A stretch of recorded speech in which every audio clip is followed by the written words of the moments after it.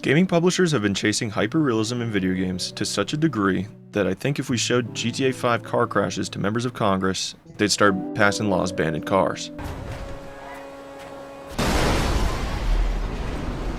While many games have met the bar set by our own reality, other games might have missed the mark.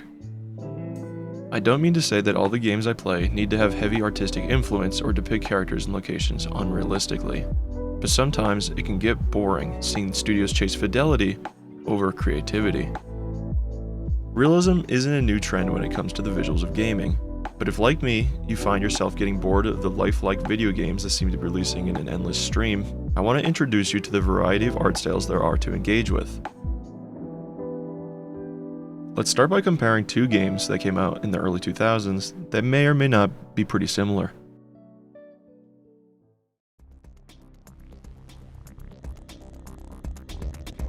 Spider-Man 2 from 2004 and the Ultimate Spider-Man game from 2005 both released within a year from each other on the same console. I can remember playing both of these games as a kid and thinking that Ultimate Spider-Man just had that shit on. Swinging around, the booms and baps and pows of the comic book art style all translated to the game. Don't get me wrong, I know that Spider-Man 2 revolutionized web swinging and mechanics there, and people have fond memories of it. But can we be honest? This shit is ugly. Help! I just heard gunshots! Surrender immediately! Come and get us, cop! Uh-oh. Even with upscaling and texture fixes, I feel like the style of Ultimate Spider-Man just delivers a much more unique game visual and has held up better over the last 20 years. I don't think the same could be said about this.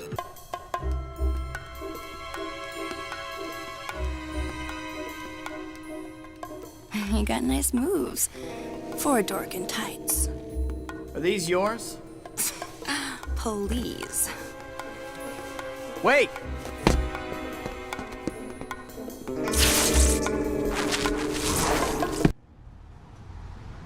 The gameplay in Ultimate Spider-Man also feels better because it isn't bound to our real-world laws of understanding. You can make the argument that the 1 year later release meant they got to learn from the success and failure of the Spider-Man 2 video game, and that's a great point. But the art here, even if we weren't looking at the games comparatively, is just so fun to engage with.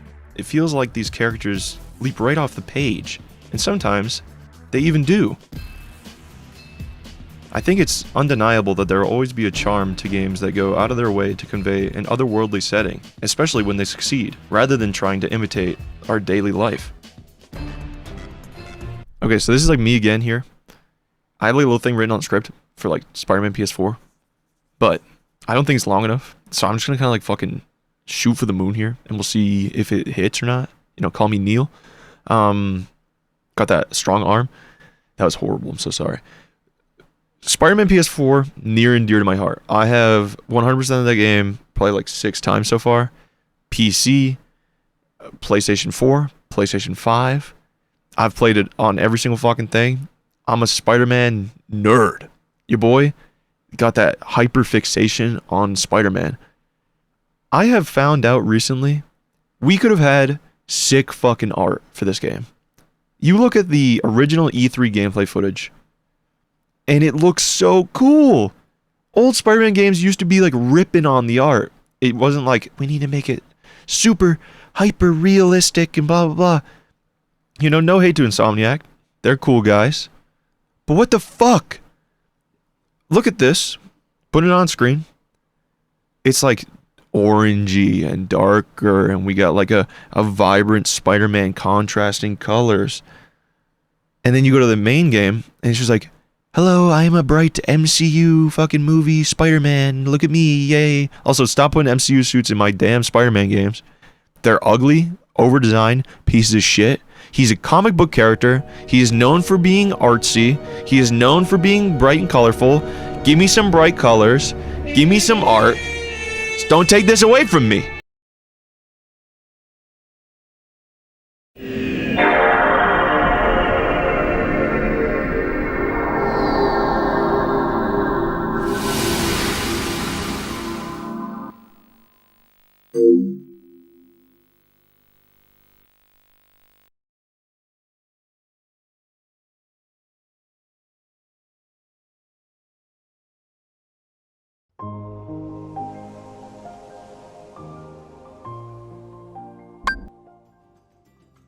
The main thing that brought the idea of iconic gaming imagery into my mind is the many designs from the PS2 era.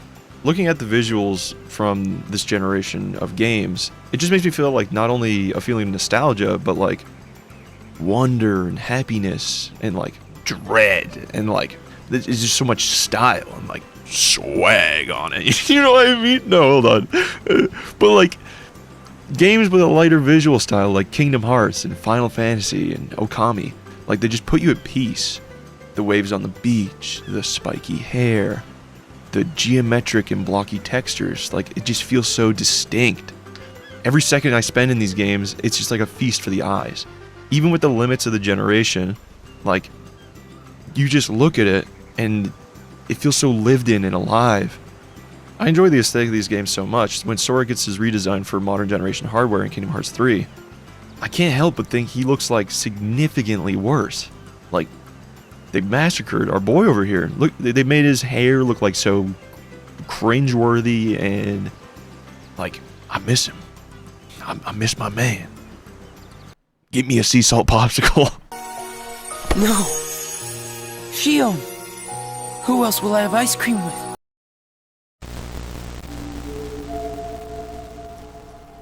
On the other hand, games like Silent Hill, Resident Evil, The Haunting Grounds, and Fatal Frame use the low poly textures and visuals to the opposite effect, making cramped geometric designs inspire loneliness and a sense of dread. Still to this day, the iconic art style of this generation's horror titles hold up and deliver on their purpose of scaring the shit out of everybody. The cramped hallways of the Spencer Mansion or the cold stone walkways of Belly Castle always managed to put me on edge. I think if these games were upscaled, the sense of dread would just not be the same. Not to say that the new Silent Hill remake doesn't like scare the shit out of me, it just doesn't have that charm of like the grime and low poly grunge interiors that I know and love. Which just goes to show, with some of these games getting modern remakes or remasters, I can't help but prefer their original designs.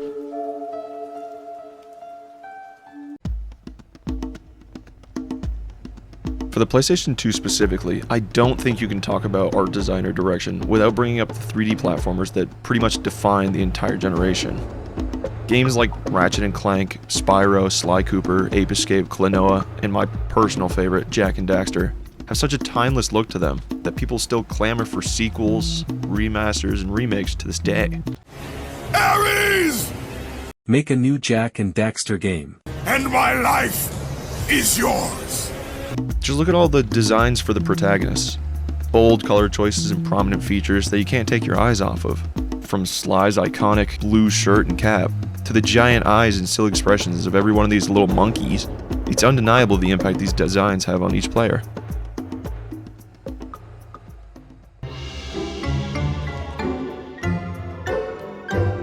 What in green tarnation do you two want? Watching Jak evolve from a youthful boy to an edgy rebel, and eventually to the prophesized hero Mar, you can visually see how distinct every iteration of this character is throughout the titles. The first game's fun and lighthearted story is reflected by the bright colors and the youthful glow to make you feel how this larger-than-life adventure comes off to a young teen who's never left the village. In Jak 2, these colors are stripped away. Right now, we gotta get you out of here. Just let me figure out how to open the security locks for your chair so I can... you can do it. Jak, easy now. Easy, buddy. It's your old pal Daxter, remember? Daxter? Leaving behind the green-laden hills or bright snow-capped mountains, the world here is dark and gloomy, cramped and crumbling. This wears on Jak. Not only is he meaner and more aggressive, but this darkness is visibly on him. Dark blues and the red bandana show he ain't fucking around no more. And almost every time you see him engaging in conversation, he's doing his best Kratos impression. Hell, when he gets mad enough, he goes ghost white, with solid black eyes and claws. Purple lightning streams out of him with each step. Don't thank me. I'm only here because you wouldn't last a second without me. Okay, tough guy. You got us into this mess. Now you gotta get us out. But after fighting through the nightmares of the second title, he enters the third game coming to terms with his trauma. You can see his goofy smile come back. He begins to cover the dark blues with a bronze armor, becoming a larger-than-life legend. He he finally believes in a more hopeful and heroic outlook. You can see the light, no pun intended, literally radiating from him. Not that Jack doesn't experience hardship and that these games like take it easy on you, but throughout this game, the jaded and depressing outlook he has seems to be a thing of the past. Showing your character's growth visually is so much easier when you can play with the variety of colors and you have more liberty for fun designs and bold changes. Are you ready, Jack? We have something to show you. What? The universe.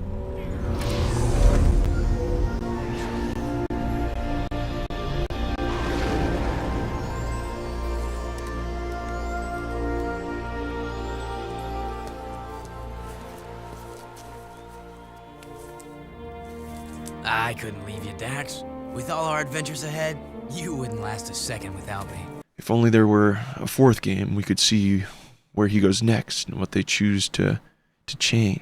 Well, technically they made Jack X and I said if Jack only they made another one.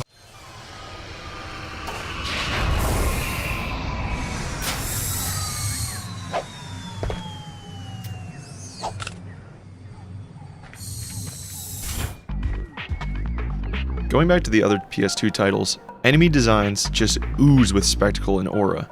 And maybe if you're Courtney Gears, I might be oozing a little bit myself. What the fuck? Each antagonist from these games just screams, I'm evil. And in the age of every bad guy needs to have a twist or be sympathetic, I'm really happy to revisit a period of gaming when bad guys just liked being bad. But what good would a villain be with no world to save? And how can we not talk about the worlds we're saving when they look this damn good? The settings have so much diversity to them, and every time I think, this can't possibly get better than the last one, they deliver every single goddamn time. Every one of these landscapes feels so different. The darker color palette of Sly Cooper's devious escapades, the bright neon lights of Ratchet & Clank's planet-hopping adventures, or the bright whimsical setting of Klonoa. I know it's not 3D, but fuck you, it's 2.5D, and it's my video, and it doesn't get recognized enough, so it's going in the video, so fuck you. I don't really think anybody's gonna actually have an issue with it, but get wrecked. I don't think these classics would hold such a big place in the hearts of many if the art style each developer chose wasn't so integral to the feeling of these games as a whole. I love designs that choose to be bold, and no design does that better than cell shading. Wikipedia defines this technique as, a cell shader is often used to mimic the style of a comic book or cartoon and or give the render a characteristic paper-like texture. I'm a long-time comic reader, and cell shading is a classic look on the page. But taking that design to a moving piece of art is such a bold choice that I couldn't be happier to see. Iconic games like Borderlands, Jet Set Radio, Wind Waker, Guilty Gear, and the legendary Telltale series of Walking Dead games show how the medium can use cell shading in just about any genre. I've made it clear many times that I am not a fighting game enthusiast, but I would be lying if the designs of Guilty Gear Strive weren't utterly breathtaking. I would like to specifically talk about the designs of I Know, Testament, AVA, and Slayer. I'm a sucker for witch hats and hot mommies, so this is like inevitably a slam dunk for me. But looking at the smaller details of this character, like the skull implanted on the hat that actually gets used during attacks, the contrasting color on her guitar, or the use of audio levels in her animations, truly gets across her edgy punk rock nature. Then there's Testament, who really makes me want to listen to Evanescence and put some eyeliner on. All of their details just exude mid-2000s grunge. The skull's on the belt, the skeleton wrapping its spine around the scythe. There's a goddamn rave in the in their toolkit. Going from edgy to over the edge, ABA has a truly one-of-a-kind design. The giant key she uses in her attacks, which is actually her sentient axe husband. I don't play these games. I don't know the lore. I looked it up. That's what it is. Don't get on me with that. Don't get on me with that. That's what it is. Her attire just gives more credence to her declining mental state and those tired eyes I could just get lost in. But if we're talking about designs, I have to bring up the male wife goat, Slayer. There's so much class and aura with this motherfucker. Using bats as a fucking chair, mid-battle, hitting the fucking pipe, no regard for the opponent. This guy pulls up to the fight, baddie on his arm. Dude's fucking like, yo, this is my bitch right here. I'm about to kick your ass. Although I've heard that he's horrible in this game, so maybe he pulls up so she can tend to his wounds. I don't know.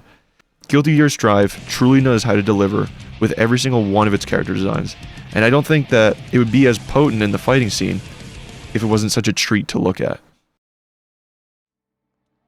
Circling back to cel-shaded masterpieces, Telltale and their use of the medium is unparalleled.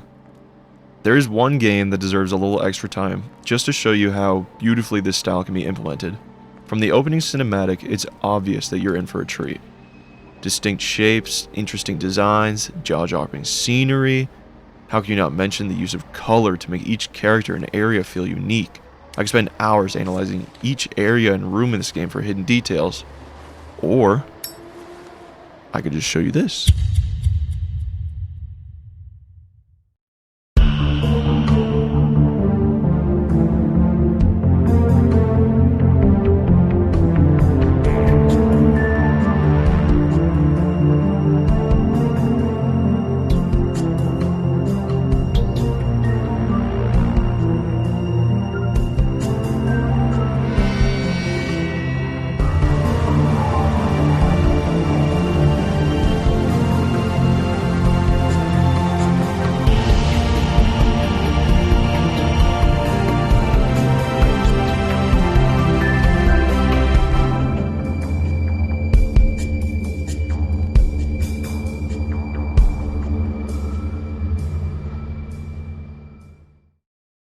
The Wolf Among Us is adapted from Bill Willingham's work Fables, a series of graphic novels about the Grimm brothers' characters such as Snow White, Big Bad Wolf, the Huntsman, and many others who find themselves in New York City during the early 2000s. With it coming from a graphic novel, what better style would there be for this adaptation than cel shading? If you haven't played this game, I highly recommend it. Play this game. I have never felt so drawn into a fictional world from the jump. And I don't think I'd be so hooked if it was just like a bunch of flat, human-like characters with no art design. Playing through this game as the Big Bad Wolf, or Big B for short, you get to see the seedy underbelly that many of these fantastical creatures have chosen to settle into. Through a series of unimaginable twists, character developments, and horrifying revelations, the player gets to unwrap an experience that's truly one of a kind. I don't want to get super into spoilers because this game is like a sleeper hit. I never hear anybody talk about it.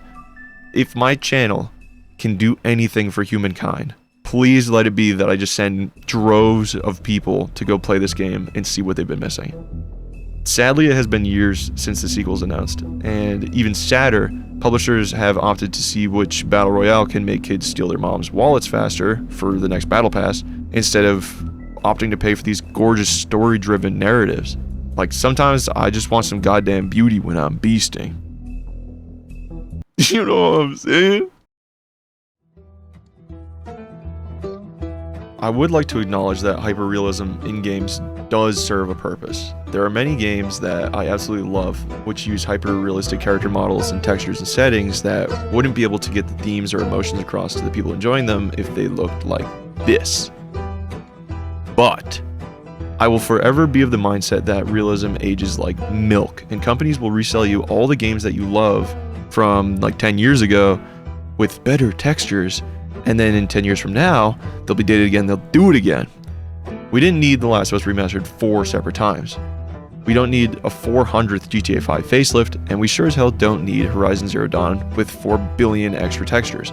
I just think that having real characters is boring, when the medium of gaming can be so overtly creative. What I think should be done when studios are making a game that has high fidelity, lifelike art is make your world larger than life. Not that every lifelike game is boring, but why would I play real life when I can just go live it?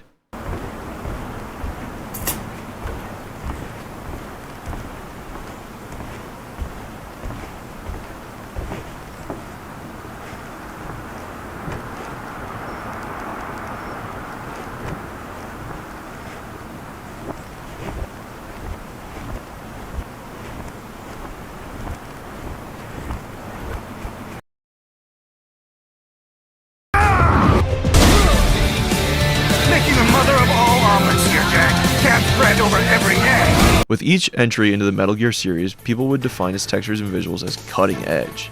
Even if some people think it's dated now, but they were some of the first 3D characters to truly convey emotion via body language. Like Otacon pissing his pants.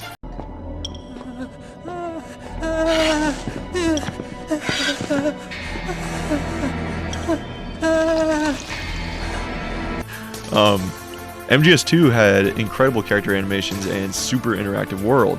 MGS3 pushed the limits of the PS2 at the time, using heavy stylized lighting and keeping that theme of a larger than life but like real world setting. Like, look at B-Man. Dude shooting bees. I don't know nobody can shoot bee, but he looked like real dude shooting bee. Let's get started.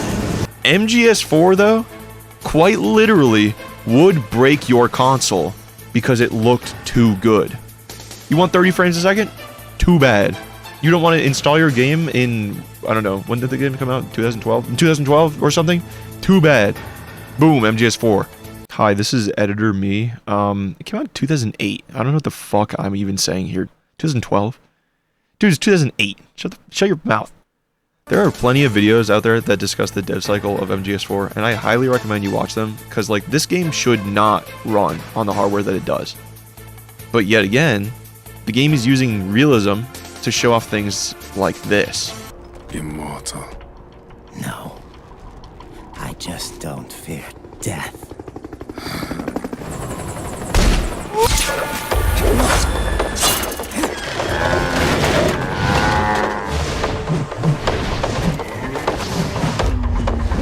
The fuck is that?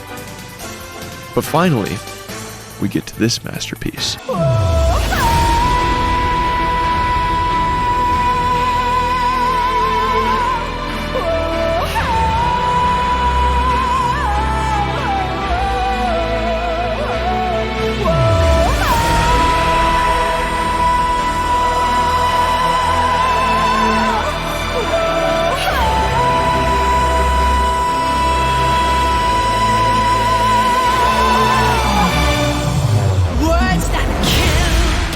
MGS5 is so visually stunning.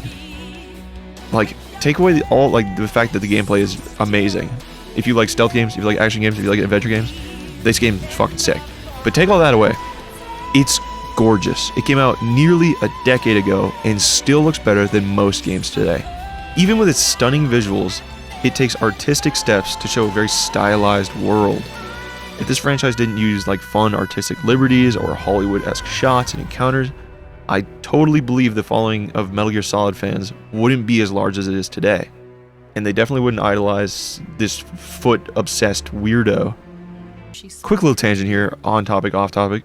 Actually, this is like entirely on topic, I don't know what I'm talking about. The remake for MGS3 like just came out, I think like last week or the week before. I wrote this, or I didn't write this part. This is off script. But if you look at, I'm gonna put the cutscene up on screen here. If you look at this cutscene and then look at it in the remake, the vibe is entirely different. Or this scene right here in the plane. So he in the plane, it's like, oh man, it's edgy. We're on edge. Blah blah blah. I'm edging.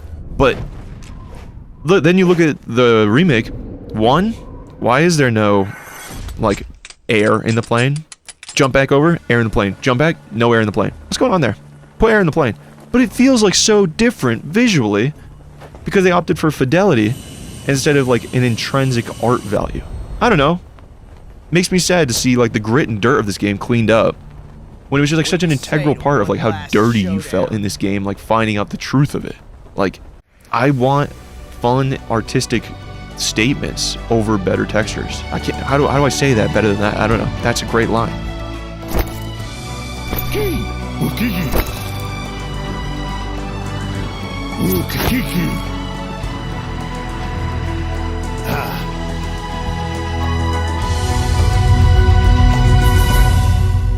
The end.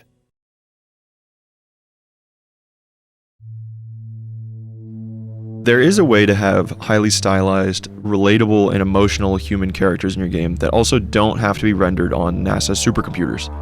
If I had to pick one studio that I feel has achieved this, I can't think of one better than Valve. shout out to my buddy Kip, who told me when he was little, every time he would see the Valve like boot up screen with the Valve on the back of the dude's head, he would like freak out and be like, turn it off. I can't think of Valve without thinking of that. It's fucking hilarious. Half-Life 2 is one of my favorite games of all time, and even though it was released in 2004, its visuals still remain fantastic. Looking at the character models for Alex, Eli, Barney, and the infamous G-Man, you don't think, wow, real wife. But you do think, wow, they move and act like real fucking people. Not that guy.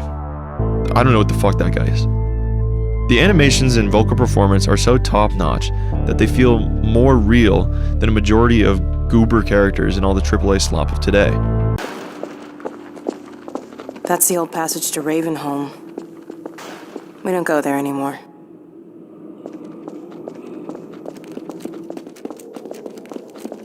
We used to be able to go right up there to Ravenholm. It was an old mining town inhabited by some escapees from City 17. Believe me, that tunnel is sealed for a reason. I bring this to attention because that point about having emotional moments in a game with human characters is very obviously still achievable, even in a highly stylized world. Speaking of its world, this section is about character art, but I want to show a quick montage of just how pretty this game can be. So here's that.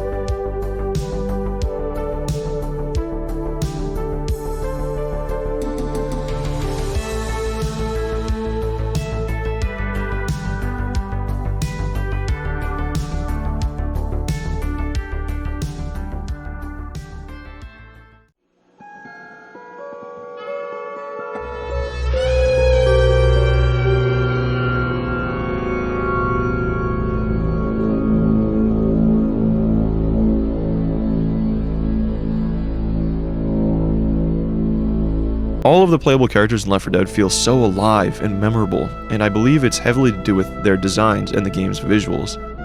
Every single one of Valve's games has such compelling visual design.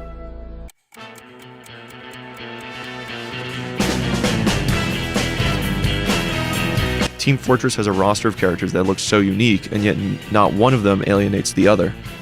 I can remember watching all the TF2 shorts in middle school thinking, this shit looks so sick, even though I'm dreadful at this game.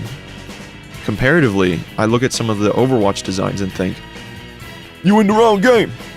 Overwatch also suffers from the woman character model trap, where they just make one body type and go, that's the one. They just stamp the seal of approval and throw like 100 different haircuts on it. There are exceptions, yes, like Zarya and Moira, but like look how radical the shapes for the designs in the men are versus the women.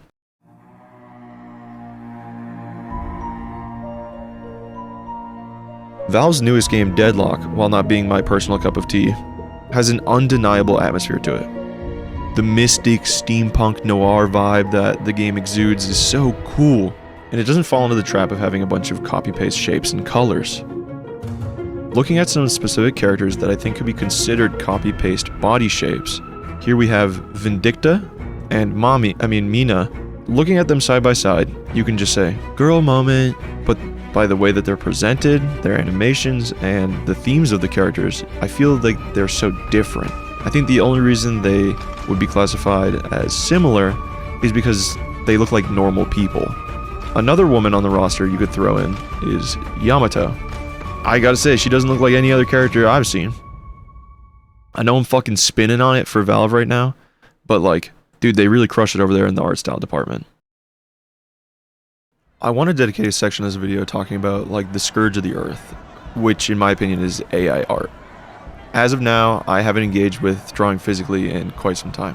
Not to say that I don't enjoy drawing, I just haven't had the inspiration or the dedication to do so. But for as long as I can remember, I have loved to create. In my youthful days as a child, I would draw a million different Spider-Men with different superpowers because I was incredibly creative. In middle school, I can remember drawing different Transformers and trying to figure out where all the joints and the car parts would be and try to make them like as realistic as possible. In high school, I took 3 or more art classes every year to explore all the different types of mediums and how you could be creative. And even now I find myself doodling like little Sonics or some strange pictures on Snapchat when I find myself bored. This brief history lesson is to show you that I have an extensive history of like the arts. As pretentious as that sounds, I have a lot of respect for it. In this day and age, you can just go to IHaveNoSkill.com and steal other people's hard work and their art and make like a digital monster of your own. Sadly, it is not just individuals doing this, but huge corporations eating the small creators of the world and spitting it back out using AI farms. These AI farms don't just come at the cost of a little bit of electricity, but they drain fresh water by the thousands and devastate communities. I've seen a lot of videos of people's hometowns being destroyed, and I know that some people don't believe in like light pollution being a problem, but imagine not being able to sleep at 1 a.m. because somebody wanted a picture of Bowser farting. Like, what are we doing? What are we doing? I know some troglodyte out there, my bad, I'm saying it, is thinking, hey man, how come artists are the only ones that get to have cool art? And all I can say to that is, you can be an artist. Anyone has the skill to be an artist. You're just fucking lazy. It breaks my heart every time I hear about someone getting ripped off or having their art chewed up and spit out by a computer. I will always believe that the spirit of true art will persevere. Artists will persevere, because art is only beautiful when it comes from the soul. It would be a mistake not to bring up the genre with the highest level of artistic variety, sidescrollers. Ever since games had you crossing the screen from left to right, the diversity of art has skyrocketed. This space is dominated by indie games that don't have to appeal to a board of directors or shareholders, so we get to see innovative gameplay and, more often than not, interesting art. If you ever want to enjoy some gorgeous scenery, I'm sure the plethora of 2D indie will meet your demands. There are many genres set in this perspective, the most popular currently being platformers and Metroidvanias, but there's still an abundance of game types to fit any player. Just scrolling through Steam, you can find narrative-focused, shooters, RPGs, bullet hells, racing, fighting, party games, and much, much more. Having so much game variety also leans into how much artistic variety there is. No matter what you prefer, there's something here for you. Pixel art, monochromatic, 2.5D, hand-painted, cartoon cutout, doodle art, puppet animation, vector, realism art, and many others show that having your game limited to left and right doesn't mean limiting artistic imagination. I'm not sure if I've really nailed down the fact that games have so much artistic variety in this video. I know that I can get off topic quite a bit and end up ranting or rambling about nonsense, but I hope if I can get one thing across, it's that video games have the highest capability of any medium for artistic influence, so don't limit yourself, enjoy what's out there, and don't forget to see the beauty that's all around you. Every world has its end. I know that's kind of sad, but that's why we gotta live life to the fullest in the time we have. At least, that's what I figure.